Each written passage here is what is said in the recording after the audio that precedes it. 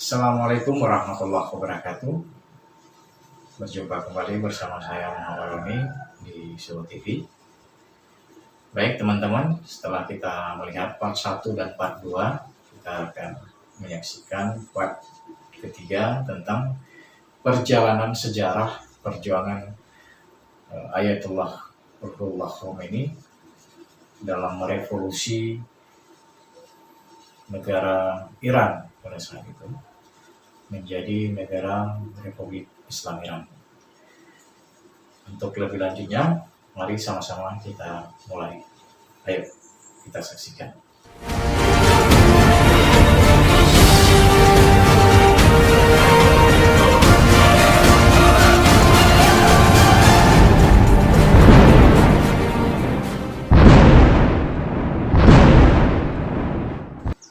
Ya, tolong disimak, diperhatikan. Ambil positifnya saja, buang yang negatif. Oke? Ayo kita mulai.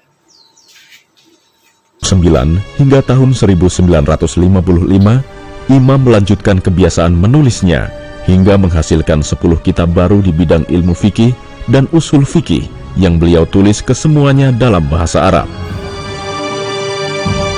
Pada tahun 1948 itu pula, orang-orang Arab Palestina menanggung kekalahan besar dalam peperangan dengan Israel dan rakyat Palestina terpaksa harus hijrah meninggalkan tanah airnya yang dijajah oleh Zionisme Israel. Imam Khomeini selalu menyampaikan dalam pelajaran kelasnya atau ceramah akhlaknya bahwa kaum muslimin dengan persatuan mereka bisa merebut kembali Palestina dan Al-Aqsa dari tangan mereka. هر کاری اولش تفکر و تأمل در اطراف کار است. اگر ما در روحمون ضعف باشد نمیتوانیم کاری بکنیم. روح را قوی کنید، قلب خودتون را قوی کنید، به خدا منقطع بشید. این همه ادعیه‌ای که وارد شده است و همه را دعوت کرده است به اینکه طالب خدا بکنید، برای اینکه اون مرکز قدرت است. این همه دعوت شده که به کس دیگری غیر خدا متشبث نشید، برای اینکه به شما تزریق کنن قوت را که شما یک پشتوانه عظیم دارید و او خداست. کسی که خدا را دارد از چه باید بترسد؟ شمایی که برای خدا بخواد کار بکنید از چه قدرتی میترسید؟ میترسید که شهید بشید؟ شهادت ترس دارد؟ میترسید حبس بشید؟ حبس در راه خدا ترس دارد؟ میترسید شکنجه بشید؟ شکنجه در راه خدا اشکال دارد؟ Qom adalah ibu kota spiritual Iran atau dalam media barat disebut sebagai kota para mullah. Kota ini sepanjang sejarah Iran menjadi simbol perlawanan ulama atas berbagai kebijakan anti-Islam pemerintahan Tehran. Dan pada masa kepemimpinan Muhammad Reza Pahlavi, kota ini menjadi rintangan terbesar bagi Shah untuk memutar dan memimpin roda pemerintahan, walaupun sebelumnya, yakni pada tahun 1953, ia telah berhasil membersihkan para pemberontak, baik dari kelompok kiri atau nasionalis. Namun dari balik tembok tebal sebuah sekolah terbesar di Iran yang bernama Faidiyah, muncullah benih-benih pertama untuk sebuah revolusi baru di bawah komando Imam Ruhollah Al-Khomeini. بلکه اصل رژیم سلطنتی از اول خلاف قانون و خلاف قواعد عقلی است و خلاف حقوق بشر است. برای اینکه ما فرض می‌کنیم که یک ملتی تمامشون رأی دادند که یک نفری سلطان باشد. بسیار خوب، اینها از باب اینکه مسلط بر سرنوشت خودشون هستند و مختار به سرنوشت خودشون هستند، رأی اونها برای اونها قابل عمل است. لکن اگر چنانچه یک ملتی رأی دادند ولو تمامشون به این که اعقاب این سلطان هم سلطان باشد، این به چه حقی ملت 50 سال پیش از این سرنوشت ملت بعد را معین می‌کند. Syah mengubah strateginya yang bergantung pada kekuatan asing setelah revolusi Mossadegh pada tahun 1953 dengan menjalin hubungan lebih khusus dengan Amerika, sekaligus sebagai kekuatan untuk membendung gerakan komunis dari Moskow. Amerika pun telah memberikan konsentrasi yang penuh pada Iran. Pertama, karena perbatasannya dengan Uni Soviet yang memanjang kurang lebih 2.500 km. Kedua, kekayaan Iran dari hasil minyak bumi.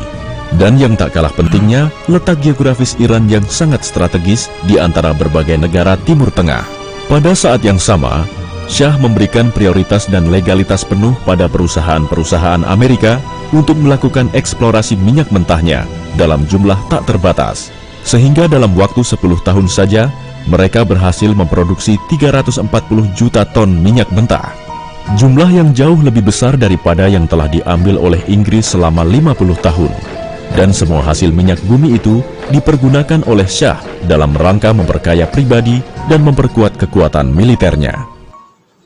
اگر به این طور سخت دلبازی نفت ما را به غیر بدن بعد از 30 سال چند سال دیگر تمام میشد اون روزی که نه ملت ما نفت دارد نه زراعت دارد اگر این آدم بازی باشه بعد از 30 سال دیگر یک ملت جدا الان نصف ملت جداست اون وقت تمام ملت جدا خواهد شد این چی نداره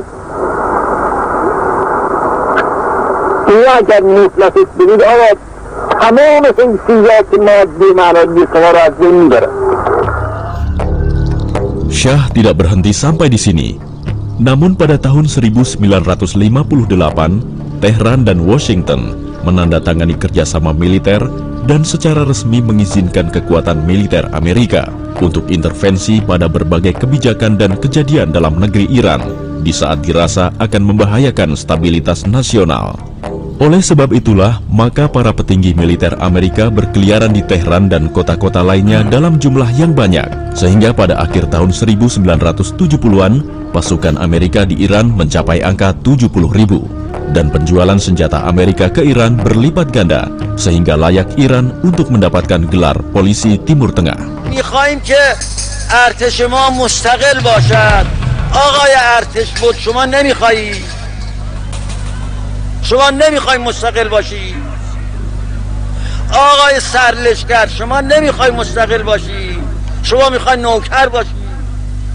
من به شما نصیحت میکنم که بیایید در آغوش ملت، همون که ملت میگه بگید ما باید مستقل باشیم. ملت میگه ارتش باید مستقل باشد، ارتش نباید زیر فرمان مستشارهای امریکا و اجنبی باشه.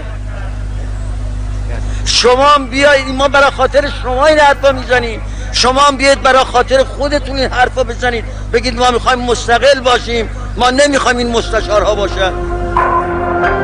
1 tahun berikutnya, Syah menghapus syarat laki-laki dan muslim bagi para calon anggota legislatif dan menetapkan kebolehannya bersumpah dengan kitab-kitab lain selain Al-Quran.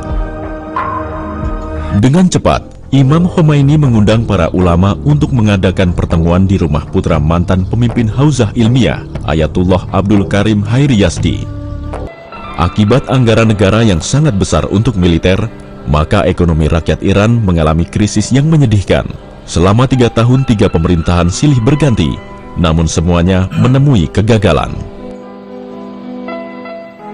من باید عرض کنم که محمد رضای پهلوی این خائن خبیث برای ما رفت فرار کرد و همه چیز ما را به باد داد. مملکت ما را خراب کرد، قبرستان‌های ما را آباد کرد، مملکت ما را از ناحیه اقتصاد خراب کرد. تمام اقتصاد ما الان خراب است و از هم ریخته است که اگر چنانچه بخواهیم ما این اقتصاد را به حال اول برگردانیم، سالهای طولانی با همت همه مردم، نه یک دولت این کار را میتوند بکند. Seterusnya apa yang telah kita saksikan tadi merupakan sejarah singkat perjalanan Imam Ruhollah Khomeini. Jadi nama beliau itu sebenarnya Ruhollah, Allah. Saya juga belum memahami kenapa orang tuanya memberikan nama Ruhollah. Satu nama yang unik. Bahkan bisa saya katakan ya di dunia ini cuma beliau yang namanya Ruhollah begitu. Kalau tokoh-tokoh Islam yang lain atau orang lain belum pernah kita dengar. Bahkan ya di Indonesia ada kejadiannya yang memang langsung menamakan anaknya dengan nama Tuhan. Iya, saya berikan. Oke teman-teman, hanya ini yang bisa saya sampaikan. Akhirul kalam, Assalamualaikum warahmatullahi wabarakatuh.